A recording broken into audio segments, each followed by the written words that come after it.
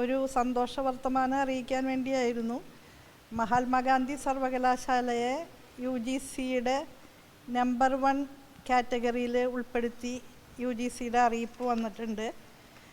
Mahatma Gandhi യൂണിവേഴ്സിറ്റിയെ category 1 university ആയിട്ട് UGC തിരഞ്ഞെടുത്തിരിക്കുന്നു. ഇതിൻ്റെ ഭാഗമായിട്ട് കൂടുതൽ സ്വതന്ത്രമായ ഗവേഷണാത്മക പ്രവർത്തനങ്ങൾ ഏറ്റെടുക്കാനും മറ്റ് സൗകര്യങ്ങൾ വിപുലീകരിക്കാനുമൊക്കെ സർവകലാശാലയ്ക്ക് കൂടുതൽ സാധ്യത ലഭിക്കുകയാണ്. അതുപോലെ വിവിധങ്ങളായ പദ്ധതികളിലേക്ക് പരിഗണിക്കപ്പെടാനും കൂടുതൽ സാധ്യത ലഭ്യമാകുകയാണ്. ഇതിനകം തന്നെ കേരളത്തിലെ സർവകലാശാലകൾ ടൈംസ് റാങ്കിങ്ങിലും QS റാങ്കിങ്ങിലുമൊക്കെ ഇൻ്റർനാഷണൽ റാങ്കിങ്ങുകളിൽ ഉൾപ്പെട്ടിട്ടുണ്ട് എന്നുള്ളത് നമുക്ക് അഭിമാനകരമായ കാര്യമാണ്. വളരെ അന്തസ്സുള്ള നിലയിൽ തന്നെയാണ് നമ്മുടെ 3 സർവകലാശാലകൾ ഇൻ്റർനാഷണൽ റാങ്കിങ് പ്രക്രിയയിൽ തിരഞ്ഞെടുക്കപ്പെട്ടിട്ടുള്ളത്. ഇപ്പോൾ UGCയുടെ നമ്പർ 1 കാറ്റഗറിയിൽ ഉൾപ്പെടുത്തി അറിയിപ്പ് ലഭിച്ചിട്ടുള്ളത് അഭിനന്ദനീയമായ ഒരു കാര്യമാണ് എന്ന് കരുതുന്നു. ബഹുമാനപ്പെട്ട VCയെയും സർവകലാശാല സമൂഹത്തെയും ഇതിൻ്റെ പേരിൽ അഭിനന്ദിക്കുകയാണ്. A++ ആണ് NAC അക്രഡിറ്റേഷനുമായി ബന്ധപ്പെട്ട് MG യൂണിവേഴ്സിറ്റിക്ക് ലഭിച്ചിട്ടുള്ളത്. NIRF റാങ്കിങ്ങിലും മികച്ച പ്രകടനമാണ് കാഴ്ചവെച്ചിട്ടുള്ളത്.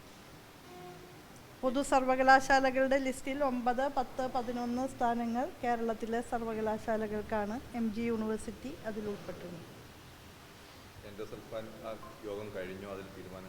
എൻഡോസൾഫാനുമായി ബന്ധപ്പെട്ടുള്ള യോഗം കഴിഞ്ഞു.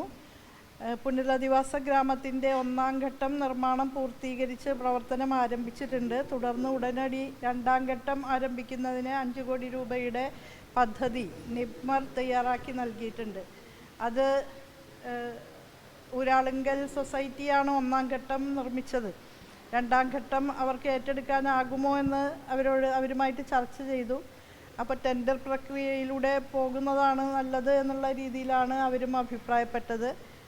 അപ്പോൾ ആ ടെൻഡർ പ്രക്രിയയിലൂടെ ഏജൻസിയെ തിരഞ്ഞെടുക്കാനാണ് തീരുമാനിച്ചിട്ടുള്ളത്. പിന്നെ വളരെ വിപുലമായിട്ടുള്ള ഒരു മാസ്റ്റർ പ്ലാൻ തയ്യാറാക്കി ഓരോരോ ഘടകങ്ങളായിട്ട് നടപ്പാക്കാനാണ് ഉദ്ദേശിക്കുന്നത്. ഈ 2ാം ഘട്ടത്തിൽ അവിടെ തെറാപ്പികൾക്ക് വേണ്ടി എത്തിച്ചേരുന്നവർക്ക് താമസിക്കാനുള്ള സൗകര്യങ്ങൾ ഉൾപ്പെടെ ഉണ്ട് തയ്യാറാക്കിയിട്ടുള്ള പ്ലാനിൽ.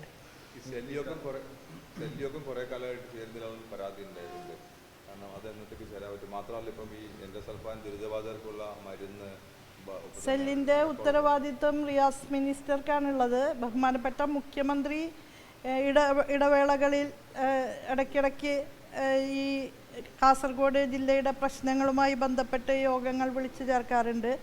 ഞാൻ ഈ ജില്ലയിൽ ഇടയ്ക്കിടയ്ക്ക് വരികയും ഇത്തരം കാര്യങ്ങളെ സംബന്ധിച്ച് വിവിധ യോഗങ്ങൾ നടത്തുകയും ചെയ്യാറുണ്ട്. ഫലപ്രദമായ നിലയിൽ ഇടപെട്ട് ആവശ്യമായിട്ടുള്ള ക്രമീകരണങ്ങൾ എൻഡോസൾഫാൻ ദുരിതബാധിതർക്ക് വേണ്ടി ഉണ്ടാക്കുന്നുണ്ട്. എല്ലാം തികഞ്ഞൂന്നല്ല, പക്ഷേ ബഹുമാനപ്പെട്ട മുഖ്യമന്ത്രി സസൂക്ഷ്മം ഇത് ശ്രദ്ധിച്ചുകൊണ്ട് പദ്ധതി പ്രവർത്തനങ്ങൾക്ക് നേതൃത്വം നൽകുന്നുണ്ട്. സാമൂഹ്യനീതി വകുപ്പിൻ്റെ മന്ത്രി എന്നുള്ള നിലയിൽ ആ വകുപ്പ് ചെയ്യേണ്ടുന്ന കാര്യങ്ങളെ സംബന്ധിച്ച് വളരെ വ്യക്തതയോടുകൂടി തന്നെ മനസ്സിലാക്കി ഇടപെടാനുള്ള ഉദ്യമം ഞങ്ങളുടെ ഭാഗത്തുനിന്നുണ്ട്. അതിൻ്റെ ഭാഗമായിട്ടാണ് ബഡ് സ്കൂളുകളെ മോഡൽ അംഗനവാടികൾ എന്നുള്ള നിലയിൽ ഉയർത്തിയത്. ഇപ്പം മോഡൽ ചൈൽഡ് റീഹാബിലിറ്റേഷൻ സെൻ്ററുകളായിട്ടാണ് അവ പ്രവർത്തിക്കുന്നത്. നിപ്മറിൻ്റെ സാങ്കേതിക സഹായത്തോടു കൂടി അത്യാധുനിക ഉപകരണങ്ങളൊക്കെ നമ്മുടെ ബഡ് സ്കൂളുകളിൽ സംവിധാനം ചെയ്യാൻ സാധിച്ചു. അത്തരം പ്രവർത്തനങ്ങൾ ഇനിയും തുടർന്നും മുന്നോട്ട് കൊണ്ടുപോകാനാണ് ഉദ്ദേശിക്കുന്നത്.